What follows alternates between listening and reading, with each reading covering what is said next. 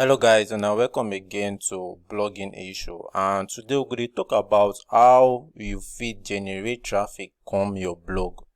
So for this video, I go explain 5 ways where you fit take generate traffic from your blog.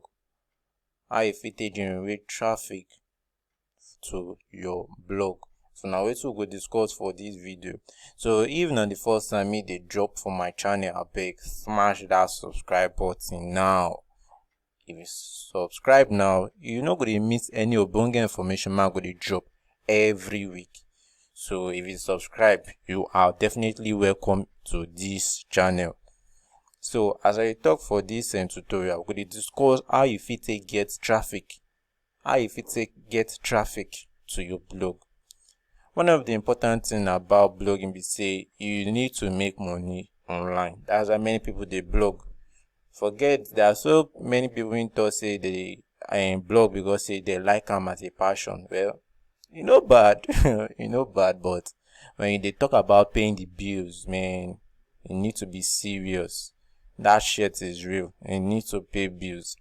So if you are just like me, when they start blogging so that you go fit make money, blogging or online, you need to be able to generate traffic. You got to be able to generate traffic. Now, the essential thing in the inside blogging be that making money. And what is the purpose of making money? Waiting for make you make money. Now, if you fit generate traffic. Traffic, the equation might they do and be say traffic is equals to money. Traffic is equals to money. That is my own kind of equation for blogging. So when you enter inside blogging, you will know say you got to get something like this to make money. You need to generate traffic to make money. And how do you make money from your blog? There are different ways of making money. But the essential thing that you need to focus on is say you need traffic to be able to make that money. You need traffic. So one way make bloggers make money from that blog is say that they get things like this. Things like this. Things like this. And now they say now things like this will give you money for inside blogging.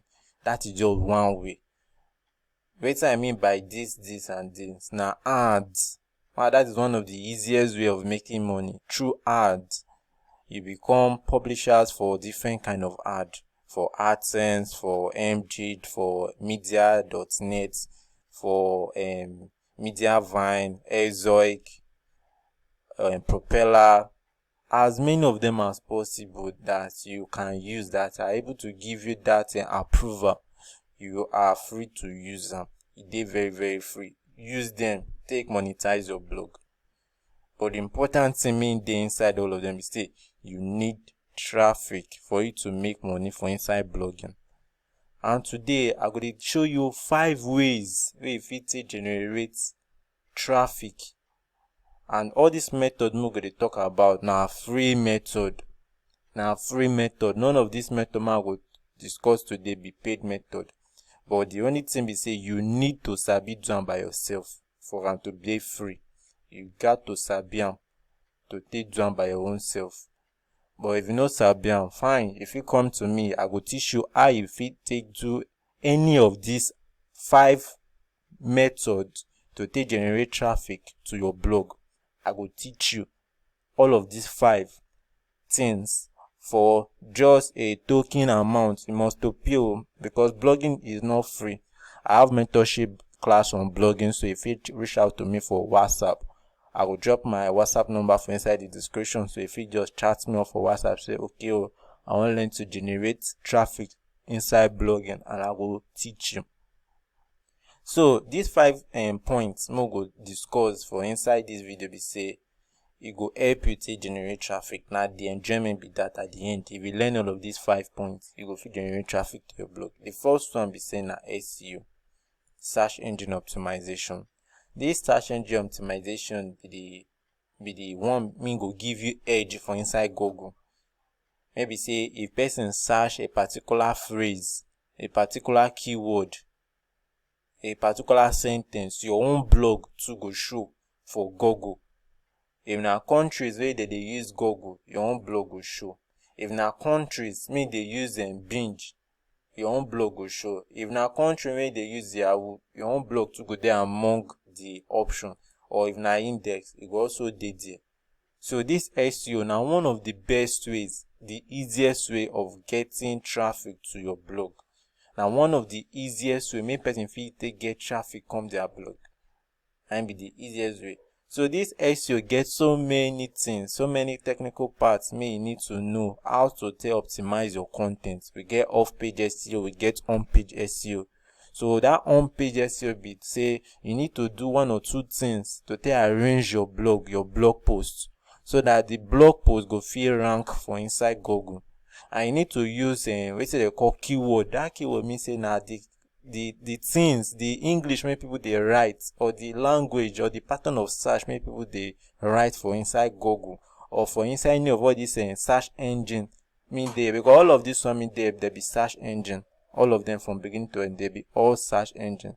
So the search engine mean they use for inside make those research. Now be search engine. That search engine say they go fees and make research to take know one or two. So now like that, if it make your traffic from SEO. SEO needs so many technicalities. So if you know too sabi this SEO, you need to go learn am. You need to learn am. As far as you want to generate traffic from Google or from any search engine, you need to learn SEO, search engine optimization. You need to optimize that your blog so that you go fit dey generate traffic well. So that you go fit dey generate traffic well.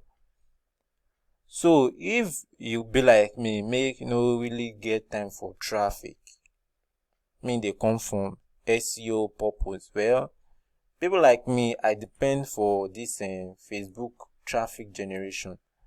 This Facebook traffic generation now they use for this my own blog. For this tennisfan.com, they see for it for your screen. Now they use, and see say I get traffic some days, I know they get traffic some days. Well, this traffic generation give you edge. Be say you go fit determine how much traffic you fit get. You go fit set your time to take generate traffic. This traffic now you they walk the traffic. So now, so this Facebook traffic generation day, you go have to walk the traffic come your site. And one of the easiest way make people they take generate traffic from Facebook be say you go share your content, your posts, go Facebook, go share and go pages for Facebook, go share and go groups for Facebook. Now one of the ways make people they generate traffic from Facebook. But if you want to learn this Facebook traffic generation, this one a paid class. I dey teach people how to generate traffic. I dey teach people how to generate traffic from Facebook. And you feel make traffic like this one they see here, 4,000, 3,000, 2,000. All of these things. Now you go tell yourself, okay, today, like, let me give you an example. Why they say my traffic be like this? We say I work with what they call some ad network. So most of the ad network, some of them sometimes their CPM they low. So most time when the CPM they low, I need it to work like that. But when I see the CPM they high, I put all my power inside they work. That I they say sometimes the traffic they high, sometimes the traffic they. Now the major truth be that me I dey work based on my CPM. If my CPM they too low, the thing they ginger me to work. But I see it's high, I go want make money so that I go fees and take cover up for the ones make I don't lose. Now so I dey take work my own work. But this traffic generation from Facebook, they very, very nice. And you go fit determine how many traffic if you pump your site to reach. How many traffic? Now you go tell yourself, okay, today I want to reach 3,000 traffic, and you go start to the work, and before you know, the traffic don't come for you. You make money from any ad network they use. So now so it's just it. And this traffic generation, they work for most niche, like sports niche, like music niche, like entertainment niche. So if you didn't inside any of these three niche, come meet me. I go teach you Facebook traffic generation. But you go have to pay money. It is a paid class. They pay money to learn. So that one I be for that one. For that Facebook traffic generation. It's a paid class, but mostly now to generate traffic from Facebook. You will share your post, go Facebook pages, go Facebook group, and so though it gets some hidden ingredients, make people know now about this. People go here to say no man, na sharing, but it get some tactics, it get some ways me go take do am, Well, make I no give you all the information because na paid class, but now the major thing is say you go dey share, but it get strategies me go dey use. One thing make you know say if you share anyhow for Facebook go block your account, go block your domain rather. You no go fit dey share that link again. Many people don't say that link, they don't block them for Facebook. So one thing you need to know, say one point about learning this Facebook traffic generation be say I go teach you how to unblock URL your website. Maybe say Facebook don't block your website, you no fit share them. I fit teach you how to unblock them for inside this Facebook traffic generation. And one of the bonuses mean the inside. I will teach you how to unblock your URL. Me don't they block for Facebook. I will teach you how to unblock them. I will teach you how to verify your domain, your URL for Facebook, so that they no go block them again. I will teach you how to do them. But it dey inside this my paid class only.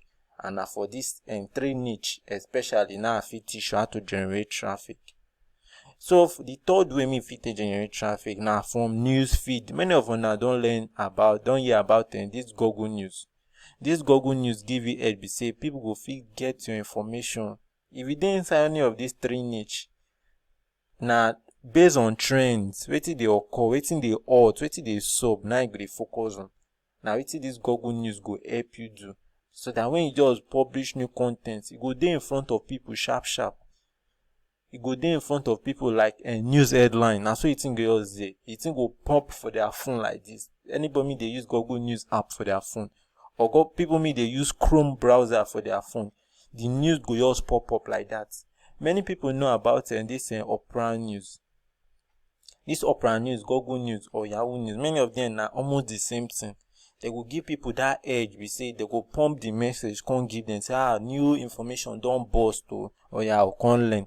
But this one now, if you dey inside of this niche now, if you dey on that spot, you know say sport na hot niche. You need to get news update every 1 hour. Update could they come in, could they go out. So now so this niche dey. All of this niche, you need to be active. You need to know what's in the trend, what's in the job now. You need to know all of these things from inside this niche. And I will teach you how you will fit get this Google News approval for your blog. Google News approval. I will teach you how you will fit on. So I will get traffic to me. They come from Google News section. So now so it's in there. So guest posting. Now another way me fit to generate traffic. If you hear guest post, that means say they write, they submit for another person blog. They write, they submit for another person blog. Probably people mean they for inside the same niche, the same kind of blogging and related content me they do, so that they gain what they call authority for inside that particular angle of blogging. So now it's in guest post mean.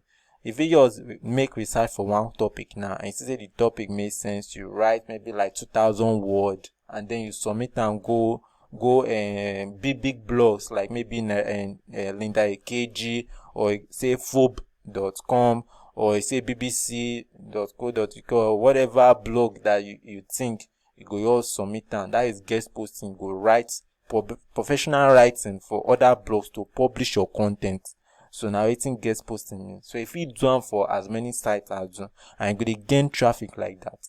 So another way if you take gain traffic now, if they write for forums like Medium, Reddit, Quora, if you go all of those sites, you go get traffic. Write to them, publish as many contents to their forum section, and you see people go to read this info, because many of all these forums they get large audience. That be the important thing. They get large audience. So that large audience, some of them, if they get up to like 10,000 people for there, at least 500, 1,000 if you come your own blog, and you don't get waiting, don't get traffic like that. So these 5 ways now when me fit generate traffic to your blog for free. You no need to pay money, they run Facebook advert or Google advert to generate traffic. So na like this you fit take do am.